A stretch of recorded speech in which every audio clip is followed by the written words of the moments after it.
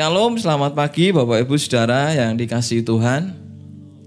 Saya percaya pagi hari ini kita diberkati oleh anugerah dan belas kasihan Tuhan dalam hidup kita. Mari sama-sama saya ajak kita semua melihat ke dalam kitab Nabi Hosea pasal yang ke-6 ayat yang ke-3. Hosea 6 ayat yang ke-3.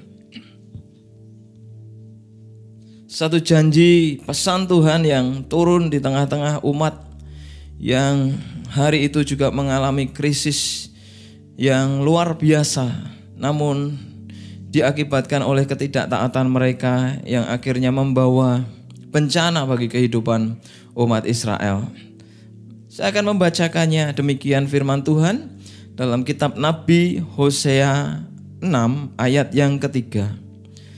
Marilah kita mengenal dan berusaha sungguh-sungguh mengenal Tuhan. Ia pasti muncul seperti fajar. Ia akan datang kepada kita seperti hujan.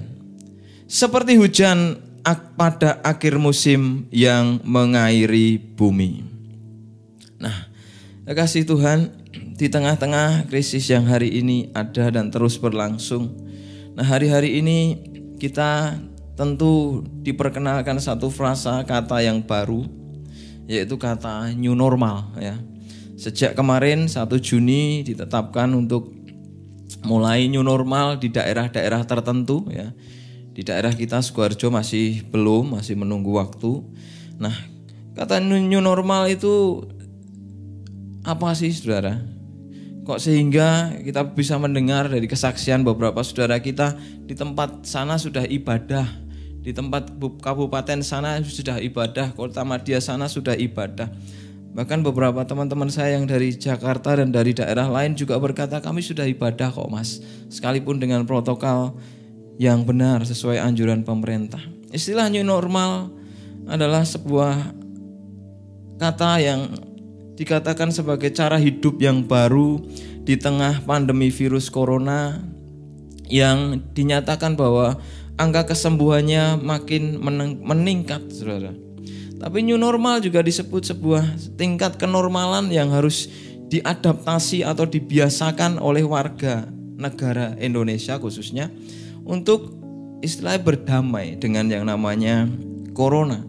Karena virus corona atau COVID-19 ini adalah di satu virus yang diperkirakan akan musnah cukup lama dari muka bumi. Ya, seperti juga kita pernah berdamai zaman dulu dengan yang namanya virus influenza, kemudian virus kolera dan semua berdamai. Dan akhirnya dengan protokol-protokol kesehatan, aturan-aturan yang sudah diberlakukan pemerintah yang hari ini sudah jadi habit orang Indonesia, maka itu semua akan menolong proses pendamaian dengan virus itu sehingga masyarakat Indonesia akan jadi masyarakat yang sehat dan terhindar dari dampak negatif virus tersebut. Nah, kasih Tuhan, hidup dalam new normal itu memiliki beberapa aturan ya.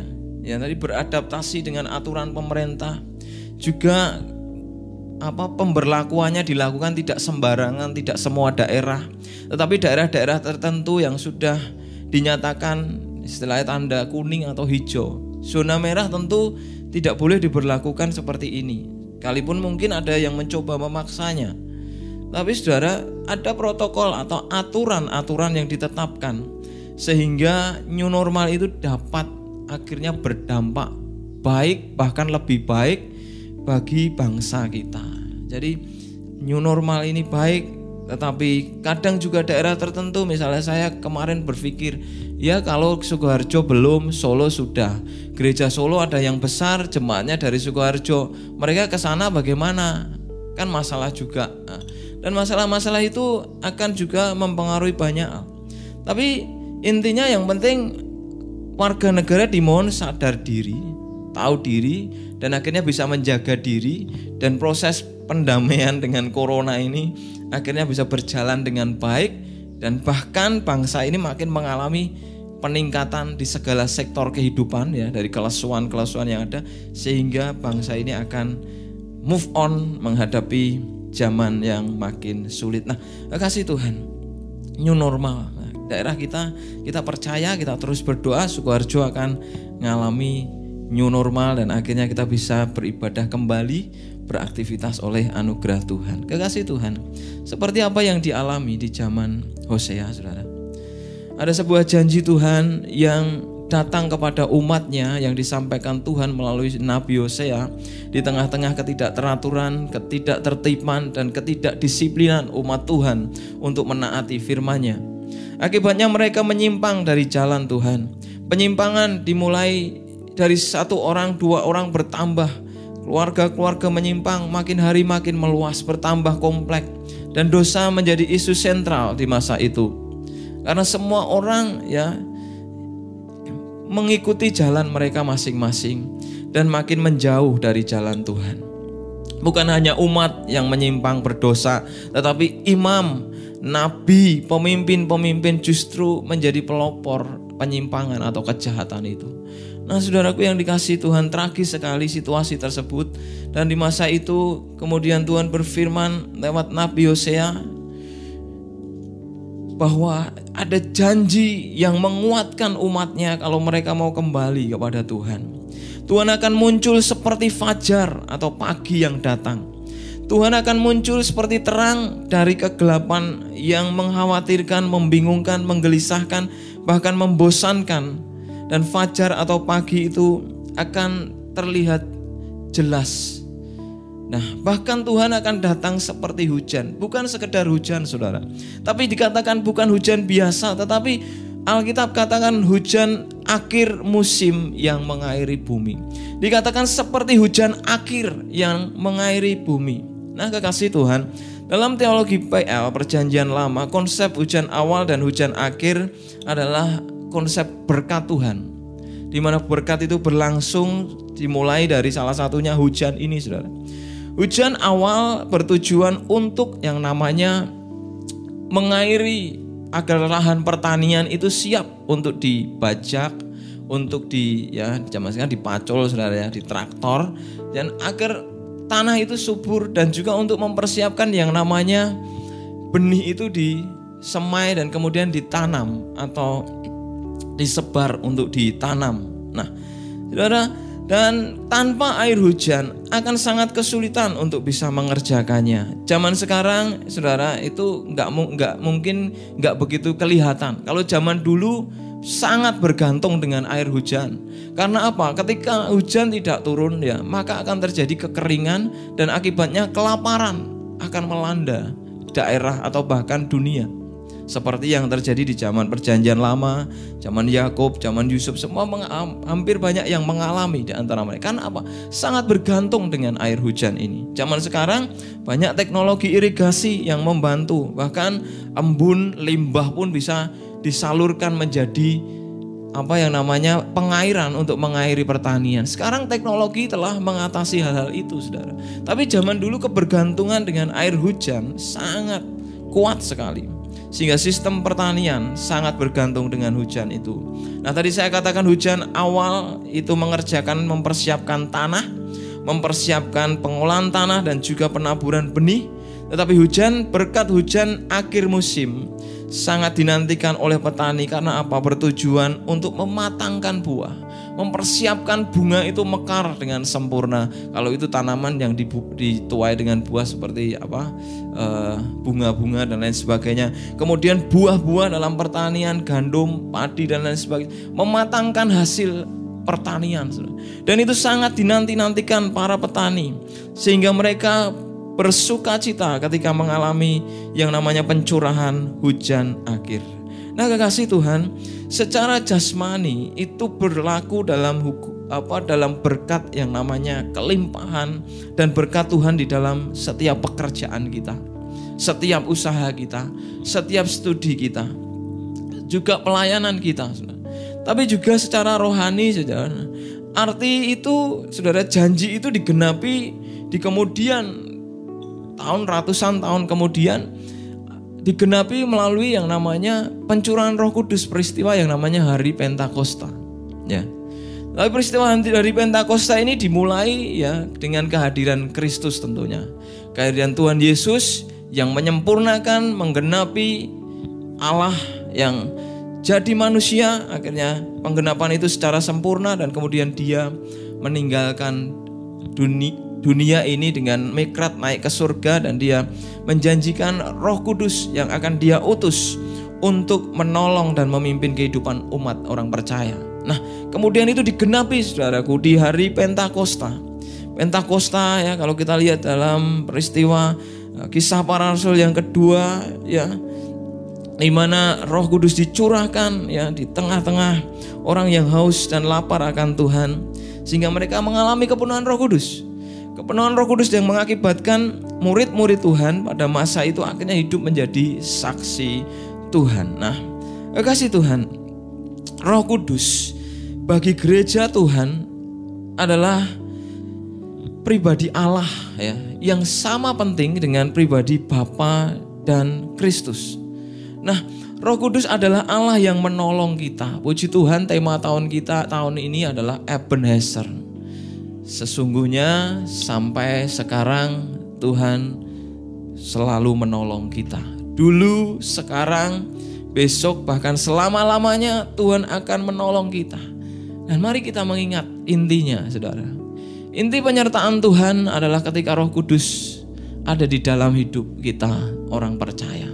Inilah bukti Allah yang menolong kita dan siap melakukan pertolongannya bagi setiap kita untuk memenuhi janji-janjinya dalam hidup kita. Nah, maka mari bagaimana kita mengenal Roh Kudus itu lewat kacamata Tuhan melalui Nabi Hosea ini, saudara. Dikatakan di situ, saya akan terjemahkan dalam The Message Bible dari Hosea pasal 6 yang tadi kita baca ya. Ayat yang ketiga tadi saya bacakan di terjemahannya Indonesia ya. Kira-kira begini, saudara. Ya. Kami siap belajar Tuhan. Kami siap bersemangat untuk pengetahuan tentang Tuhan. Sepercaya atau seyakin fajar menyingsing, begitu juga kedatangannya setiap hari. Dia datang saat hujan turun, seperti hujan akhir musim semi yang menyegarkan tanah. Nah, kekasih Tuhan, Nabi Hosea mengatakan, bahkan berulang-ulang dikatakan, mari kita mengenal Tuhan.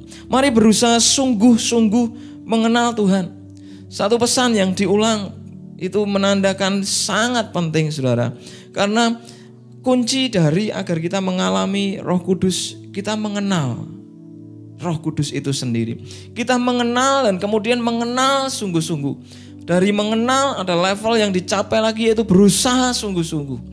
Kata mengenal mungkin bisa mengenal nama, mengenal alamat, mengenal ya mungkin jenis kelamin kelihatan, saudara ya, cowok sama cewek dari rambutnya. Tapi mengenal cukup saja mengenal, saudara. Mengenal artinya hanya sekedar mengenal. Mengenal bisa saja bertukar wacana, pengetahuan, informasi dan lain sebagainya. Tetapi ada kata selanjutnya, itu berusaha sungguh-sungguh mengenal. Nah, berusaha sungguh-sungguh mengenal ini unlimited, pengenalan yang tanpa batas, saudara. Pengenalan yang sangat sulit dicapai, bahkan pencapaiannya seumur hidup dalam kehidupan setiap manusia. Karena Allah sulit dipahami, sulit diselami. Tetapi puji Tuhan, Dia mengaruniakan Roh Kudus ya. Dia mengaruniakan firman-Nya yang sempurna ini dalam kehidupan kita, sehingga kita bisa mengenal dengan sungguh-sungguh Tuhan kita, saudara. Nah, bagaimana mengenal dan berusaha sungguh-sungguh itu, saudara?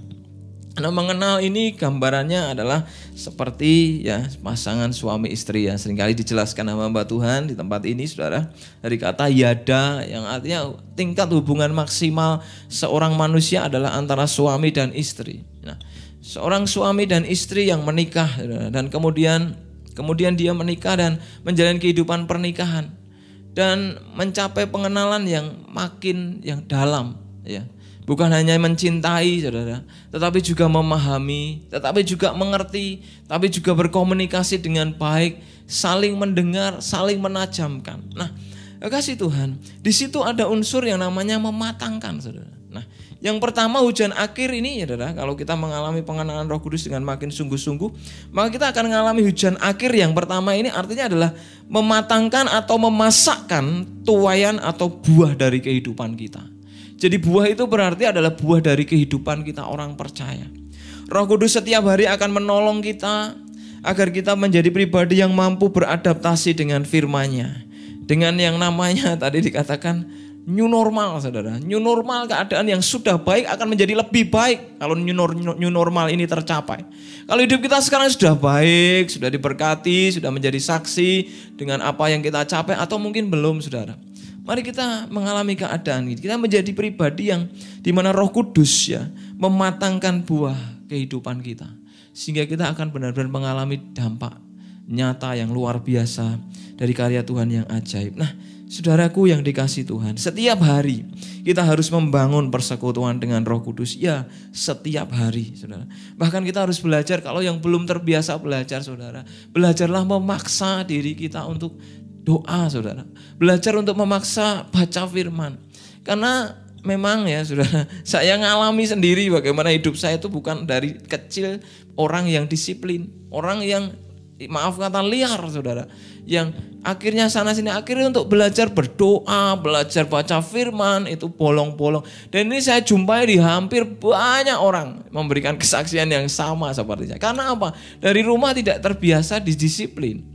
Tapi kalau hari-hari ini kita rindu, saudara, mau dipenuhi Roh Kudus, ayo kita paksa diri kita berdoa. Paksa diri kita tekun baca firman. Kita akan mengalami dampak yang luar biasa. Kematangan rohani dari persekutuan kita dengan Roh Kudus, dengan Tuhan, akan yang membuat kita makin intim, akan mematangkan karakter kita, akan mematangkan buah dalam kehidupan kita. Galatia 5 ayat 22, saudara, dikatakan tetapi buah roh ialah kasih, sukacita, damai sejahtera, kesabaran, kemurahan, kebaikan, kesetiaan, kelemah lembutan, penguasaan diri. Tidak ada hukum yang menentang hal-hal itu. Saudara, dikatakan, ditegaskan kemudian, barang siapa jadi milik Kristus Yesus, ia telah menyalibkan daging dengan segala hawa nafsu dan keinginannya. Kalau kita hidup oleh Roh, baiklah hidup kita juga dipimpin oleh Roh Kudus. Ketika bersekutu dengan Roh Kudus, kita dipimpin Roh Kudus, maka kita akan melahirkan buah, saudara. Ya, menghasilkan buah ya, seperti diairi hujan akhir musim. Roh Kudus seperti hujan akhir musim yang mengairi kehidupan pribadi kita. Sehingga kita, saudara, lewat pergaulan intim dengan Roh Kudus, maka kita akan menghasilkan buah roh. Hanya ketika kita berhubungan dengan intim dengan Roh Kudus, akan menghasilkan kematangan dalam kasih kita. Ketika kita bergaul intim dengan Roh Kudus, akan menghasilkan kematangan dalam cara kita bersukacita. Ketika kita bergaul intim dengan Roh Kudus, akan menghasilkan kematangan damai sejahtera kita. Sama juga akan menghasilkan kematangan kemurahan hati, kematangan dalam kebaikan kita, kematangan dalam hal kesetiaan, kematangan dalam hal kelemah lembutan, kematangan dalam hal kita menguasai diri. Hanya diperoleh ketika kita merasakan yang namanya Roh Kudus itu dicurahkan seperti hujan akhir musim dalam hidup kita, dalam pikiran dan hati kita. Masalahnya banyakkah kita atau kita merasakan enggak pencurahan itu, saudara? Setiap hari, saudara, dalam hidup kita. Kalau enggak, maka kita akan dengan emosi mengambil keputusan, ya. Lihat istri merengut dikit, ya, kata-kata tidak baik keluar, ya. Lihat teman kerja, ya, yang malas-malesan, ogah-ogahan, ya, kemudian kita berlaku tidak baik, akan melahirkan tindakan-tindakan yang akhirnya memunculkan perselisihan, percitraan, dan lain sebagainya, dan tidak akan mendatangkan kasih damai sejahtera Tuhan di dalam komunitas. Maka mari, saudara, rasakan hari-hari ini Roh Kudus yang dicurahkan dalam hidup kita, di pikiran, di hati kita. Kita merasakan bahwa Dia sedang bekerja sehingga melahirkan kematangan dalam buah karakter kehidupan kita. Saudara, kemarin saya berkunjung ke salah satu jemaat, ya. Sekalipun pandemi, saya juga belajar untuk paling enggak ya seminggu 3 kali lah mengunjungi jemaat. Yang penting ya kunjungi, jaga jarak gitu kan. Yang namanya juga kerinduan hati hamba Tuhan pasti ingin mengunjungi jemaat. Saya buat map, saudara. Saya kasih titik dulu. Nanti kalau di mana saya kasih titik dan suatu hari mungkin mencapai di hampir semua jemaat, ya puji Tuhan bisa di-apply oleh jemaat yang lain yang mau membantu untuk visitasi. Nah, kekasih Tuhan, ibu ini makin hari makin sakit. Dulu saya kunjungi cuma sakit biasa ya. Kita udah doakan ya, sudah ke dokter, sudah perawatan. Tapi kemudian makin ya nggak bisa jalan, saudara ya. Terus nggak bisa jalan, saya tanya, Bu, iman tetap percaya Bu sama Tuhan? Saya percaya. Saya tanya gitu, percaya Mas. Dia bersemangat sekali, saudara. Itu yang menyegarkan hati saya. Orang yang di tengah makin dikasih sakit, Tuhan makin dia kok semangat. Terus kemudian saudaranya berkata, ya Mas, imannya makin mantap, makin teguh. Ibu kalau diizinkan Tuhan kayak gini, misalnya tidak sembuh dalam tempo lama, apa Ibu bersedia? Bersedia Mas, yang penting saya mengenal Tuhan. Nah, kekasih Tuhan, mungkin dia nggak bisa ibadah, mungkin dia di rumah, mungkin dia juga merespon salah seperti kebanyakan kita juga sebagai manusia. Tetapi saudara, yang menyukakan hati saya, dia berkata, puji Tuhan Mas, yang penting saya tetap merasakan damai sejahtera Tuhan. Saya merasakan Roh Kudus mengairi hidup saya, mencurahkan bekerja dalam hidup saya. Puji Tuhan. Kemudian saya menguatkan beliau dan kita terus beberapa ngobrol-ngobrol dan kemudian berdoa untuk dia, dan kemudian saya pergi dan saya bersyukur saudara. Di tengah-tengah kesulitan saudara, mungkin saudara hari-hari ini sulit ya untuk apa-apa, atau mungkin sudah diberkati malahan ya, menuai dari kebaikan Tuhan. Tapi mari kita jaga saudara, dinamika Roh Kudus yang mencurahkan ya pribadinya di dalam hati dan pikiran kita, sehingga baik berkat yang kita alami, zona kenyamanan, kelimpahan, ataupun kekurangan, ataupun sakit yang hari Tuhan izinkan, kita tetap percaya ada miracle di balik itu, ada kesembuhan, ada mujizat, ada pertolongan Tuhan, bahkan ada pimpinan Tuhan. Ya, ketika kita dituntun Roh Kudus, kita akan melahirkan yang namanya kematangan-kematangan. Dengan mudah Roh Kudus akan bergerak di kehidupan kita sebagai gerejanya, ketika kita mampu merasakan aliran curahan Roh Kudus di dalam kehidupan kita. Nah, kekasih Tuhan, itu yang namanya hujan akhir memasakkan buah kehidupan. Yang kedua, hujan akhir berarti adalah dia memasakkan atau mematangkan yang namanya tuaian jiwa-jiwa, saudara. Bicara soal tuaian jiwa-jiwa, mari kita melihat dalam Kisah Para Rasul ayat pasal yang pertama di ayat yang ke-8. Kisah Para Rasul 1 ayat yang ke-8.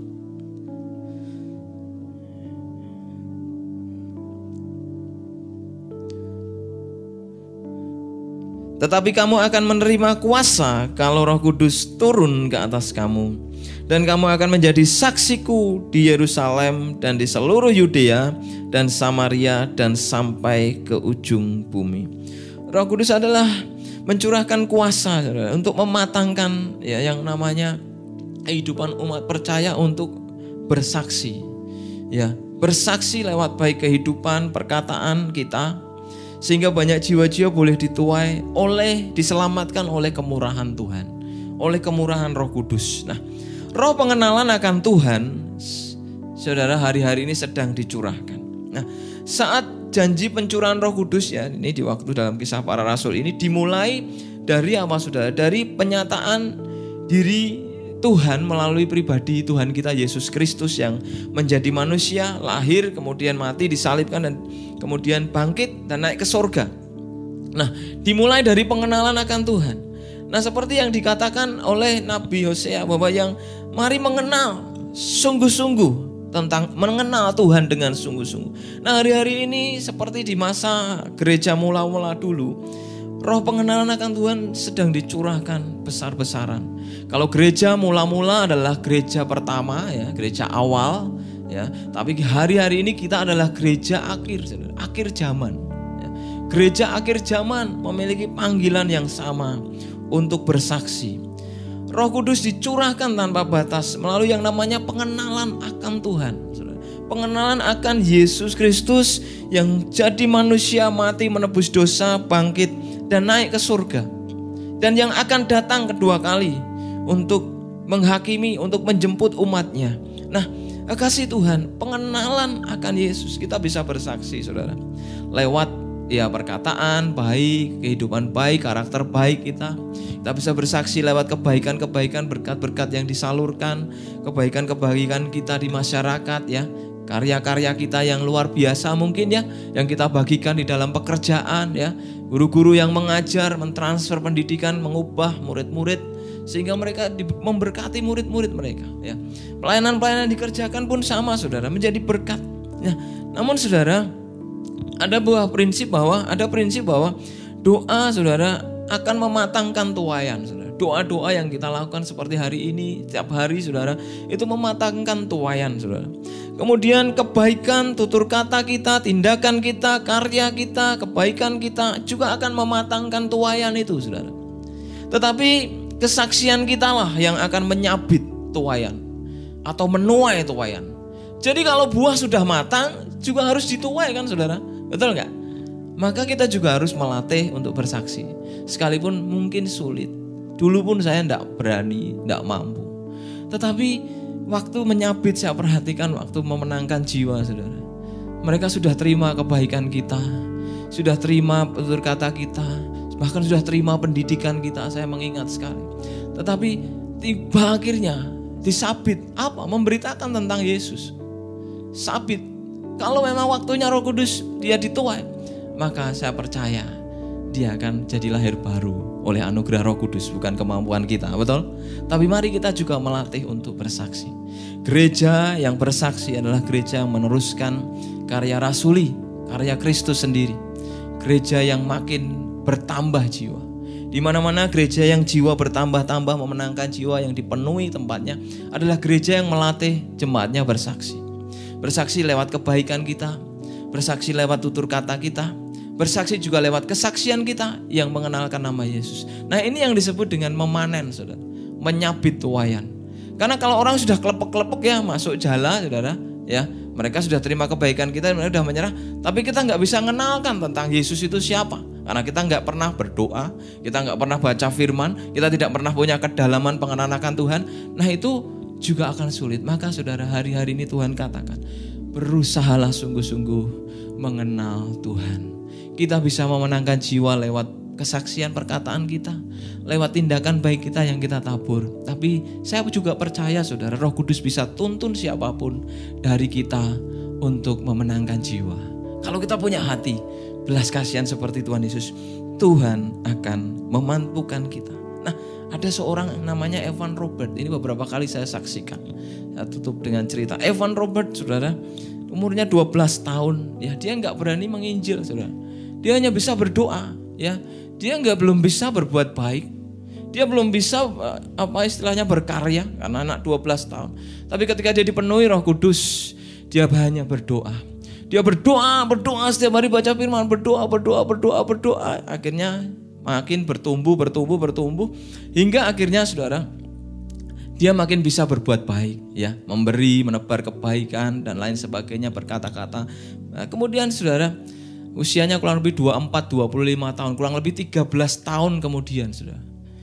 Kemudian dia dipakai Tuhan, bersaksi di sebuah gereja kecil. Awalnya ditolak seorang pendeta saudara, tetapi gereja itu mengalami kekeringan rohani tetapi hari itu sudah terjadi kebangunan rohani di gereja kecil itu oleh khotbah seorang anak muda yang baru pertama kali debutan, pertama kali naik mimbar khotbah, gratul nggak jelas, tetapi begitu hati ini saudara yang dipenuhi Roh Kudus 13 tahun saudara membara, saudara satu jemaat itu di gereja itu dilawat Tuhan, gereja itu bangkit berdoa, gereja itu bangkit berdoa buat Wales yang sekarang jadi negara, dulu masih kota, dan terjadi kebangunan rohani di kota Wales. Orang-orang rebah di jalan, orang-orang tersungkur di jalan karena kepenuhan Roh Kudus. Mereka bertobat, penjara-penjara sepi saudara.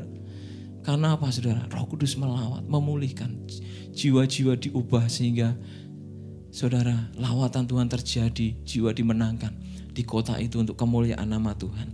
Nah kekasih Tuhan, mari kita makin mengenal Tuhan. Dan dikatakan mari kita makin sungguh-sungguh mengenal. Dan biarlah pengenalan itu akan terus yang namanya membuat kita melihat pengharapan itu nyata di dalam Tuhan. ya, pagi, fajar pagi, ya. Setiap hari melihat pengharapan, Saudara. Fajar pagi itu artinya kan terang, ya. Melihat pengharapan setiap hari. Ada penyediaan Tuhan bahwa Tuhan itu pasti memberkati. Mungkin hari ini sulit, tetapi selalu melihat pagi, Saudara. Selalu melihat fajar sekalipun dalam keadaan gelap. Bisa melihat fajar pagi artinya melihat Tuhan pasti sediakan. Itu butuh yang namanya pertolongan Roh Kudus, tetapi juga yang namanya hujan akhir musim yang mematangkan kehidupan rohani kita, karakter kita, tetapi juga mengasah kemampuan kita, talenta kita, karunia yang Tuhan percayakan untuk kita pergi ke dalam pekerjaan, menjadi orang-orang yang berdampak dan lain sebagainya. Dan akhirnya kita akan tahu waktunya Roh Kudus, kairosnya Tuhan digetarkan dalam hati kita seperti yang dialami Evan Robert. Dan satu demi satu orang akan mendengar Yesus Tuhan dan diselamatkan untuk kemuliaan nama Tuhan Yesus. Dan saya percaya satu jiwa diselamatkan, malaikat surga bersorak-sorai luar biasa. Mari biar firman Tuhan ini membuka hati kita dan membuat kita makin mengenal Tuhan sungguh-sungguh. Dan berusaha sungguh-sungguh mengenal Tuhan lewat pribadi Roh Kudus yang setiap hari dicurahkan, ya, yang mengairi pikiran dan hati kita dan menggerakkan seluruh kehidupan kita untuk mempermuliakan Tuhan Yesus. Kiranya Tuhan memberkati kita semua.